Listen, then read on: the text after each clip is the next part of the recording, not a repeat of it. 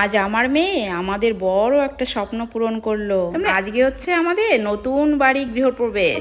আমার মেয়ে অক্লান্ত পরিশ্রমের পর 1.5 বছর পরে এই ঘরটা কমপ্লিট করেছে। আমরা আমার মেয়ের পরিশ্রম তো আছেই। এবার আমরা বলছি কাকিমা, তোমার মেয়ে যে একাই কষ্ট করে ওই বাড়িটা দিয়েছে তা নয়, তোমার যে 1 নাম্বার জামাই ছিল সেও কিন্তু অনেক কষ্ট করেছে।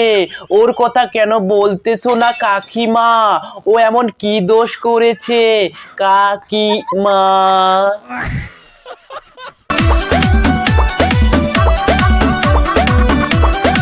এখন তোমরা ভাবতেছো দাদা ভাই দিদি ভাই আমাদের কাকিমাও কি এইরকম করে ভিডিও করবে?